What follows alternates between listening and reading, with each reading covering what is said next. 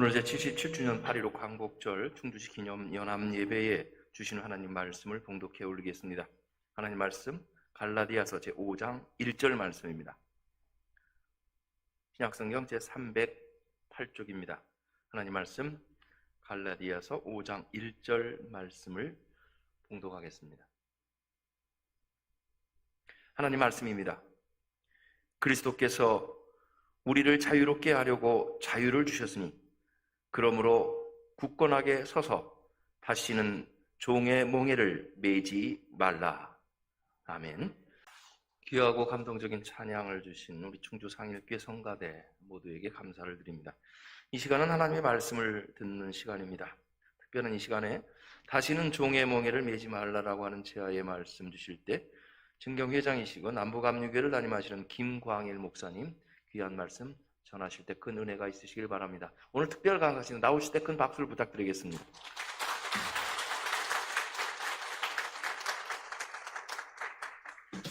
할렐루야. 오늘 광복 77주년을 맞이해서 우리 충주시 기독교연합회 8.15 광복절 기념연합예배로 모이게 하신 하나님께 영광을 돌리고 오늘 귀한 자리에 함께 참여해서 은혜 나누는 여러분 가운데도 주의 은혜가 충만하시길 간절히 축복합니다. 우리 옆 사람하고 인사해볼까요? 우리 인사하면서 악수는 하지 마시고 우리 눈 인사 이렇게 목례하면서 주님이 주시는 은혜와 기쁨이 충만하시기 바랍니다. 인사하겠습니다.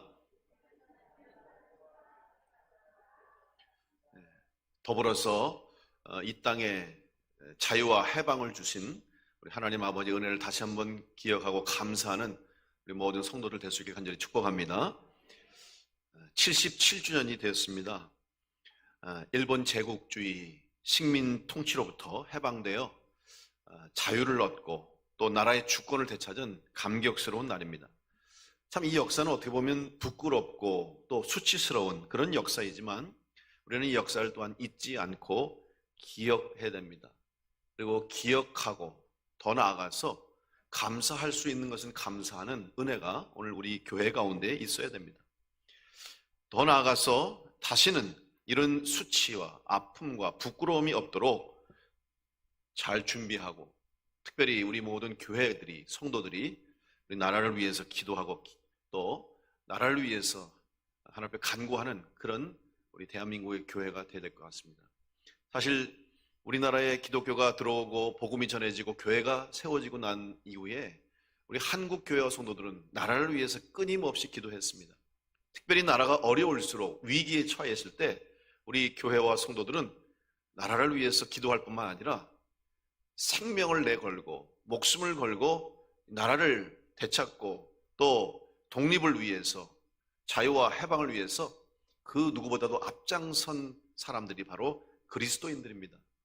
그래서 우리 대한민국은 지금 교회에 대해서 사실 수많은 비난과 또 비판을 내쏟고 있지만 기억할 것은 이 나라가 굳건히 설 수 있고 더 나아가서 이렇게 자유와 해방을 되찾을 수 있었던 것은 우리 수많은 그리스도인들이 한국 교회가 하나님 앞에 기도하고 울부짖는 그 부르짖음이 있었다는 것을 그들은 절대로 외면해서는 안 될 것입니다.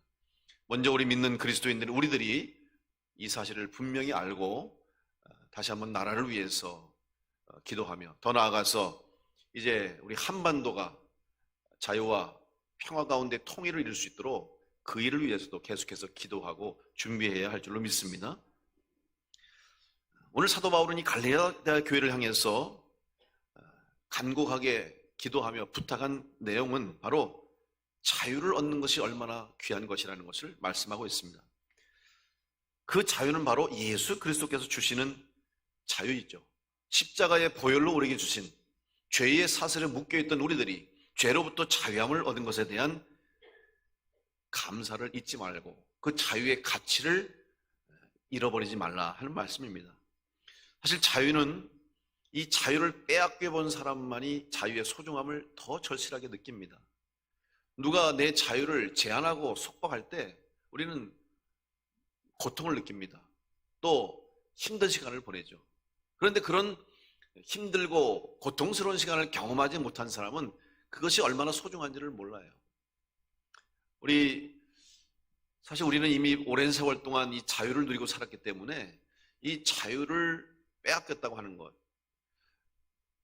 그것은 잘 모를 수도 있어요. 특별히 우리 전후 세대뿐만 아니라 요즘에 우리의 자녀와 후손들은 너무 자유스러운 삶을 살고 또 어떻게 보면 부족함이 없는 그런 시대에 살기 때문에 이 자유의 소중함이 얼마나 큰지를 잘 모를 수도 있어요. 그런데 우리의 부모님을 비롯해서 또 믿음의 선조들과 선배들은 그 어려운 시기에 자유를 잃어버리고 또 속박을 당하고 고통을 당하는 그 아픈 역사를 몸으로 경험했기 때문에 그 무엇보다도 이 자유가 귀한 것을 아는 것입니다.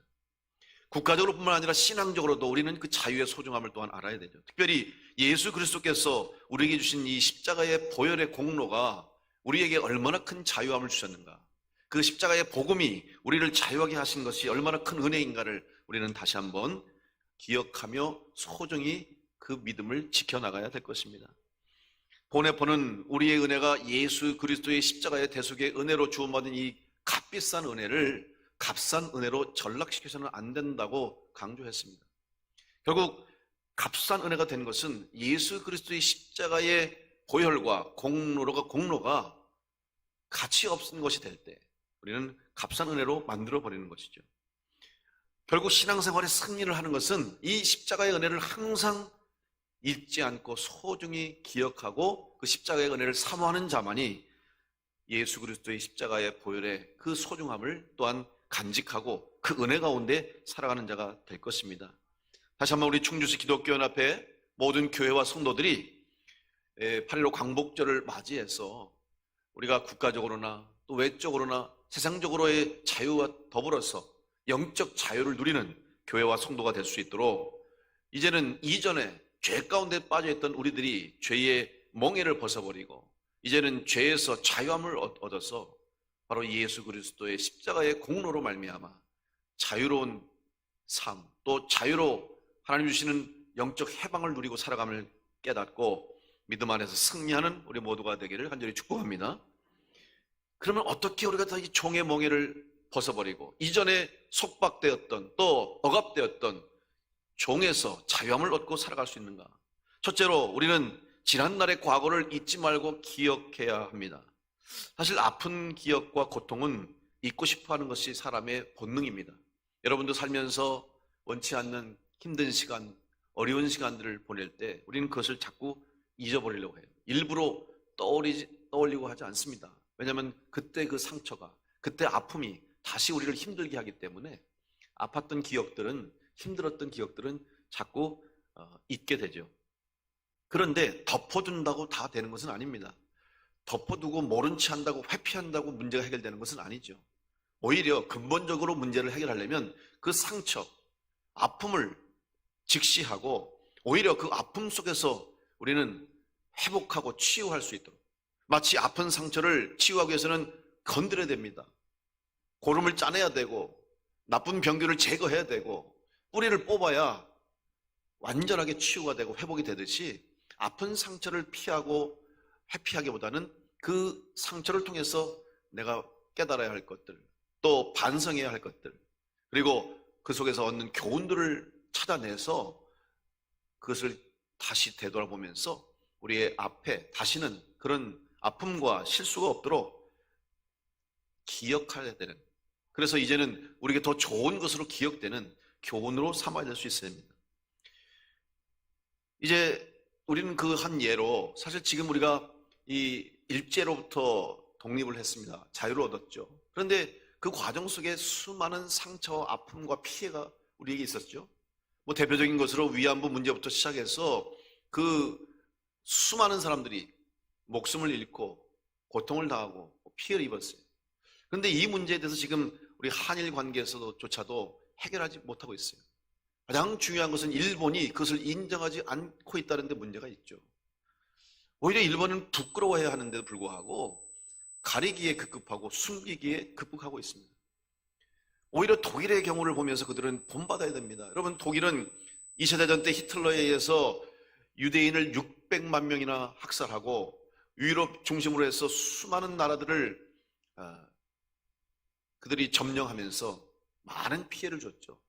특별히 유대인 600만 명 학살한 것에 대해서 독일은 정부 차원에서 이미 국가적으로 전 세계에 사죄하고 총리가 무릎을 꿇으면서 자기들의 잘못, 자기들의 앞선 선조들, 자기들의 조상들이 저지른 죄에 대해서 지금까지도 그들은 부끄러워하고 참회하고 오히려 사과하고 있는 모습을 보여주고 있습니다. 그런데 그것이 말로만 사과하는 게 아니에요. 그냥 총리가 형식적으로 무릎을 꿇은 게 아니에요. 실제로 나라에서 재단을 만들어서 이제 유대인 중에서 그 학살된 유대인들의 가족과 후손들에게 보상을 해주는데, 어떻게까지 보상하냐면 그 당시에 희생한 사람들이 아직도 보상받지 못하고 혹은 보상자의 명단에 빠져 있다든지 보상이나 그들이 받을 이제 혜택을 받지 못한 사람들을 직접 찾아내는 일을 독일 정부에서 하고 있고 그 재단에서 하고 있다는 사실을 한번 우리는 생각해 봐야 돼요. 그렇게까지 그들은 자기들의 잘못에 대해서 잊지 않고 기억하며 참회하고 다시는 이런 불행한 일이 되풀이되지 않도록 국가적인 차원에서 온 국민들이 인정하고 반성하고 있는 모습을 보여주고 있어요. 성숙한, 오히려 지금 독일 정부와 독일이 하는 이 일들에 대해서 전 세계는 독일에 대해서 좋은 생각을 하고 그들이 하고 있는 일들에 대해서 박수를 보내고 있지 않습니까? 잘못을 인정하고 기억하는 모습이 필요하다는 거죠. 부끄럽지만, 수치스럽지만 자기들의 과오와 잘못까지도 그들은 기억하면서 오히려 자기들의 잘못한 것을 스스로 보상하고 또 희생하며 그들이 그 일을 해나가고 있는 것이죠. 오늘 우리도 이 8.15 광복을 맞이해서 광복절을 기념하면서 특별히 우리 그리스도인들도 우리 그리스도인의 신앙생활 중에 가장 중요한 덕목 중에 하나가 감사 아니겠습니까?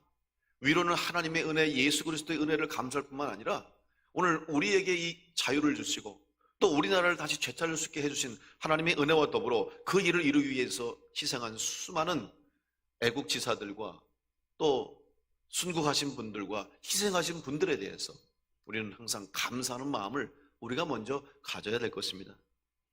나라를 살리기 위해서 충성을 다하다가 희생하신 분들의 가족과 후손을 국가가 책임지는 것은 당연한 일이에요. 그래서 우리는 그런 이야기가 있지 않습니까? 여러분, 농담, 좀 약간 농담이라고 하기보다는 약간 우스개 이야기 중에 누가 잘 되면 어떤 사람이 갑자기 운이 좋아가지고 아주 좋은 일이 생기면 그런 말 하잖아요. 아유, 저 친구는 어떻게 저렇게 좋은 일이 생겼어? 어떻게 저렇게 운이 좋아? 조상 중에 나라를 구한 사람이 있나? 이런 말을 종종 해요. 왜냐하면 있을 수 없는 일이 저 사람에게 일어났고 너무 좋은 일이 생겼고 저 사람의 능력과 오히려 저 사람이 가지고 있는 자기의 조건과 여건보다 더 좋은 일들이 많이 생기면 어떻게 저렇게 좋은 일이 생겼나? 그러면서 하는 말이 조상 중에 나라를 구한 사람이 있냐? 이렇게 말하는 거죠. 무슨 의미입니까? 나라를 구한 사람에게는 이런 후하게 대접하고 그 사람에게 보상해 주는 것이 아깝지 않다는 거예요. 그렇게 해줘야 하는 것이 마땅하다는 거예요. 근데 우리는 너무 많은 사람들에게 많은 사람들이 그 은혜를 누리지 못하고 오히려 그 후손들이나 희생한 분들이 자손들이 그 대접을 제대로 받지 못하고 있는 것 같아요. 사실 역사 속에 보면 실제로 그런 역사가 있었습니다. 여러분, 조선시대 영조 때 보면 영조 40년에 1764년도에 이런 국가 특별 제도가 있었는데 바로 충양과라고 하는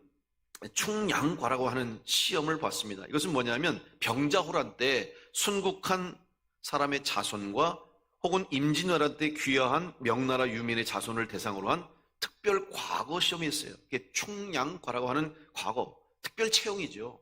인재를 채용하는데 특별히 나라에 공을 세운 후손들은 따로 좀 우대하고 혜택을 주겠다고 하는 그런 정책이 있었다는 사실이죠. 전란 시기에 희생한 후손들을 나라가 돌봐줘야 된다. 나라를 지키기 위해서 공을 세운 사람들을 무시해서는 안 된다. 그래서 우리 선조가 또 우리 조상들이 나라의 공을 세우면 후손들도 덕을 볼 수 있다고 하는 것을 보여주는 대표적인 예가 되었습니다. 여러분, 잊지 말고 기억해야 됩니다. 오늘 우리는 먼저 그리스도인으로 하나님의 은혜를 잊지 않고 기억하고 예수 그리스도의 십자가의 보혈을 늘 마음에 품고 기억하되, 더 나아가서 우리에게 도움을 주고 우리에게 은혜를 베푼 분들의 은혜를 기억하는 그런 감사의 마음과 또 그들을 향한 감사의 신앙이 오늘 우리 교회 가운데 있어야 될 줄 믿습니다. 두 번째는 이제 잊지 말고 기억하되 과거에 묶여 있으면 안 됩니다. 과거에서 벗어나야 되죠.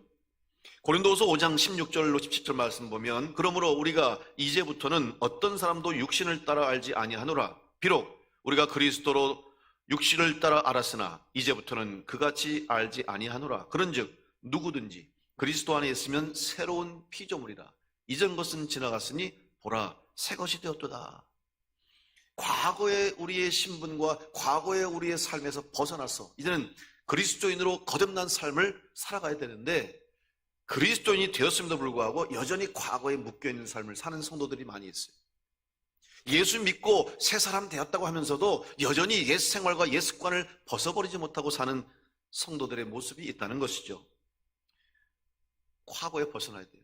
그리고 더 나아가서 지금 누려야 할 주님의 은혜, 우리에게 주시고자 하는 하나님의 복과 은혜를 누려야 함에도 불구하고 나는 그런 자격이 있다는 것조차도 알지 못하고 여전히 예전에 불행한 삶을 살고 여전히 예전에 속박된 삶을 사는 그런 안타까운 성도의 삶도 볼 수 있다는 것이죠. 이제 누릴 수 있는 것은 누려야 됩니다. 하나님 주시는 은혜, 나의 것으로 주신 것을 받을 수 있어야 되죠. 분깃을 받을 수 있는 그런 신분이 우리에게 주어졌다. 바로 하나님의 자녀요, 그리스도의 새로운 그리스도인으로서의 삶을 살 수 있다는 것은 새롭게 주시는 은혜가 있음을 우리는 깨달아야 하는 것이죠. 여러분 잘 아시는 탕자의 비유를 잘 아시지 않습니까? 둘째 아들이 아버지로부터 분깃을 받아서 자기 마음대로 하랑방탕하게 해외 나가서 돈을 쓰고 이제 거지가 됐어요. 돼지우리에서 쥐염열매 먹으면서 생각하는 것이, 내가 여기서 이렇게 고통스럽게 비참하게 사느니 차라리 아버지 집에 다시 가서 이제는 아들이 아니라 종의 신분으로라도 아버지 곁에 있어야 되겠다 생각하고 수치를 무릅쓰고 부끄러움을 무릅쓰고 아버지께로 갑니다. 그때 아버지가 그 아들을 보고 어떻게 했습니까? 그저 아들은 집에 그저 품싸고를 밟는 품꾼으로라도 써주시면, 종으로라도 써주시면 감사하겠습니다, 그런 마음 가지고 갔는데 아버지는 어떻게 했습니까? 누가복음 15장 21절로 24절에 아들이 이르되 아버지 내가 하늘과 아버지께 죄를 지었사오니 지금부터는 아버지의 아들이라 일컬음을 감당하지 못하겠나이다. 아버지는 종들에게 이르되 제일 좋은 옷을 내어다가 입히고 손에 가락지를 끼우고 발에 신을 신기라. 그리고 살찐 송아지를 끌어다가 잡으라. 우리가 먹고 즐기자. 이 내 아들은 죽었다가 다시 살아났으며 내가 잃었다가 다시 얻었노라 하니 그들이 즐거워하더라. 오히려 자기는 아버지께 책망을 들을 줄 알고 혹은 아버지께 버림을 받을까 봐 두려운 마음으로 갔지만 아버지는 그 아들을 받아줍니다. 오히려 이제는 더 이상 아들이 아니에요. 아버지를 떠났습니다. 아버지의 품을 떠났어요. 그런데 이제는 다시 아들로 회복시키시는 은혜를 허락한 거예요. 여러분, 손에 가락지를 끼웠다는 게 무엇입니까? 다시 아버지의 약속을 받는 아들이 되었다는 것을 의미하는 것이죠. 좋은 옷을 입었다는 게 뭐예요? 이제는 종의 신분이 아니에요. 자기는 종이 되었다고 생각하고 아버지께 갔지만 아버지는 다시 아들의 옷을, 아들이 누릴 수 있는 은혜를 회복시켜 주신 거예요. 또한 신을 신겼다고 그랬어요. 여러분, 그 당시에 신을 신을 수 있는 것은 노예들이나 종들은 신을 신지 못했습니다. 그런데 자, 신을 신겼다는 말은 뭐예요? 지금 그 아들이 신발도 못 신고 왔다는 소리 아닙니까? 신발도 못 신고 맨발로 왔다는 것은 그는 이미 아들의 신분을 잃어버리고 그저 거지가 돼서 종살이 하려고 온 종의 노예와 같이 왔는데, 그런 아들에게 아버지는 다시 신을 신겨주므로 아들의 자리를 다시 회복시켜 주신 거예요. 오늘 우리 하나님 앞에 하나님께서 우리에게 새 신분을 주셨습니다. 하나님의 자녀가 되는 은혜를 주셨고 예수 그리스도로 말미암아 구원받은 하나님의 성도가 된 것을 우리는 믿고 나에게 이 새 신분이 주어졌음을 깨닫고 이제는 새 사람으로 살아가야 되는데, 여전히 종의 신분으로, 여전히 종의 멍에를 메고 하나님이 자녀로 삼아주셨다고 말씀하셨고 하나님이 사랑하는 내 아들이라 내 딸이라고 말씀하셨는데도 불구하고 우리는 여전히 종의 멍에를 메고 종의 신분을 가지고 살고 있다면 얼마나 안타까운 일이겠습니까? 제가 한 10여 년 전에 선교를 갔던 적이 있습니다. 도미니카의 선교사님을 방문해서 그곳에 이제 선교를 하고 하루 이제 호텔에 머물면서 쉬는 그런 시간이 있었어요. 근데 도미니카가 아주 어려운 나라예요. 못 사는 나라예요. 근데 또 선교로 왔다고 하루 쉬게 하면서 이제 바닷가에 리조트가 있는 곳에 이제 방을 잡아주셔가지고 거기서 쉬는 시간이 있었어요. 근데 리조트가 상당히 크더라고요. 근데 식당이 많아요. 뭐 얼마나 그 리조트가 큰지 이쪽에 가면은 뭐 이탈리안 식당이 있고 저쪽에는 뭐 동양 식당이 있고 또 이쪽에 뭐 바베큐 식당이 있고 다 식당이 있어요. 근데 뭐 비쌀 것 같더라고요. 식당들이 보니까. 그래서 그냥 그 호텔에서 기본적으로 제공해주는 뷔페 식당이 있어서 그 뷔페에 가서 그냥 그렇게 먹고 저기는 우리 그때 이제 애들이 어리고 그래서 또 선교를 갔습니다마는 뭐 아무래도 좀 여비가 그렇고 부족하고 그러니까 그냥 기본적인 호텔에서 나오는 것만 먹자. 그리고 뷔페에서 그냥 먹고 있었어요. 근데 저녁이 되니까 그 우리 애들이 꼭 피자를 한번 사달라고 먹고 싶다고 그래가지고 그래 그러면 저녁에는 피자 한번 먹자. 그래서 그 이탈리아 식당을 갔어요. 가서 이제 들어가서 주문을 하고 자 가격을 보고 어떻게 이제 어떤 걸 할까 고민하다가 식사를 하고 피자를 먹었어요. 나오면서 계산을 하려고 제가 계산하겠다 그랬더니 날 쳐다보더래. 그랬더니 돈을 안 내도 된다고 그래요. 그래서 왜 돈을 안 내냐 그랬더니 이 리조트는 들어올 때 다 먹을 수 있는 호텔 리조트라는 거야. 예? 어디든지 가면 다 먹을 수 있대. 그래서 내가 그랬더니 너 여기 투숙하냐고. 여기 투숙한다 그랬더니 그럼 여기 있는 식당 다 가도 된대요. 얼마나 억울해요. 그 다음날부터 식당을 그냥 바베큐도 갔다가 여기 갔다가 그 안에 있는 식당을 다 누릴 수 있는 거예요. 몰랐던 거죠. 그냥 순진하면. 근데 그 선교사님 자기도 모르는 거예요. 선교사님도 뭐 그런 데 가서 산 적이 없으니까 자기도 그냥 방은 얻어주고서는 그런 것도 몰랐더라고.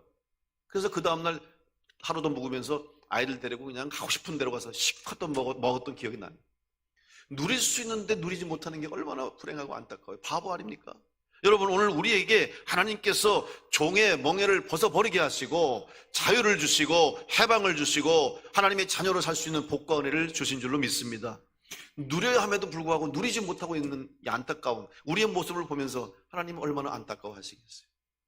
여러분 오늘 다시 한번 우리는 이 땅에서 먼저 하나님의 백성으로 그리스도인으로 이전에 과거에 종살이하던 종의 멍에를 벗어버리고 하나님의 자녀답게 탕자가 아버지 집에 들어와서 이제는 더 이상 종이 아니라 이제 거지가 아니라 다시 아버지 아들로 마음껏 누릴 수 있는 은혜를 얻은 것처럼 여러분 하나님의 백성답게 그리스도인으로서 하나님이 주시는 은혜를 누릴 수 있는 복된 성도로 과거의 종의 삶에서 벗어나 하나님의 백성으로 살아갈 수 있기를 간절히 축복합니다.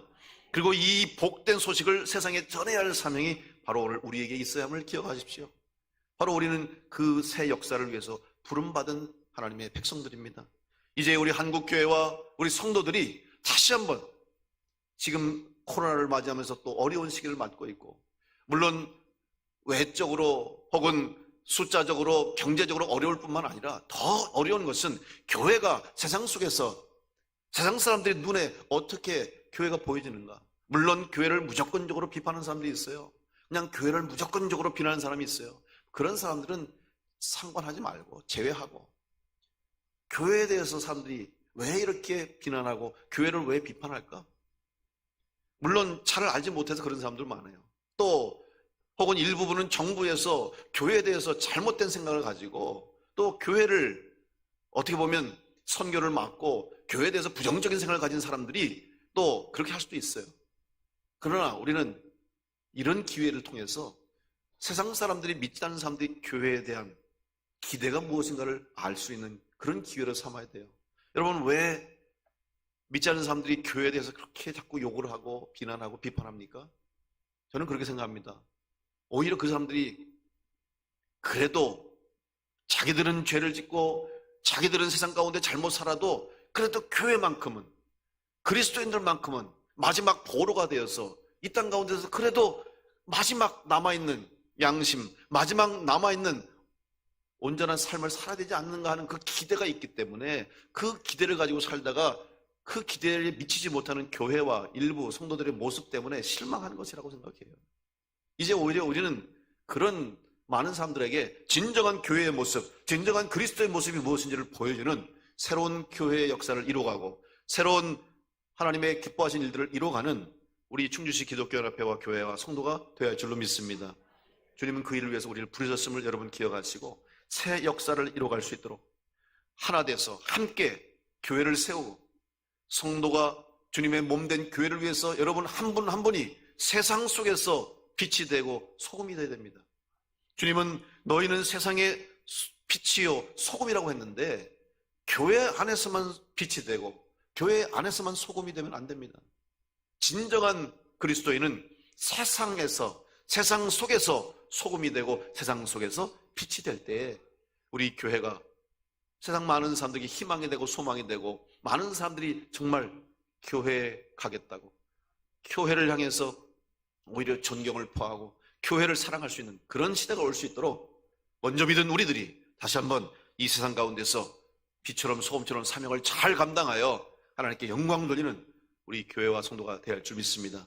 특별히 충주시 기독교연합회에 속한 모든 교회와 성도들이 우리 충주시에서 시민들이 바라보면서 그래도 교회는 다르구나, 그래도 성도들은 달라, 예수 믿는 사람들은 다르다고 하는 소리를 들을 수 있도록 먼저 우리가 다시 한번 이 땅 가운데서 온전히 그리스도인다운 삶을 바르게 살아갈 때 주님께서 우리를 통해서 귀한 역사를 이루시고 이제 우리 충주시가 더 많은 영혼들이 주님께로 나오고 또 구원의 놀라운 역사를 이루어가는 그 아름다운 일들이 우리 충주시 기독교연합회를 통해서 교회를 통해서 성도들 또한 여러분 통해서 이루어지게 될 줄로 믿습니다.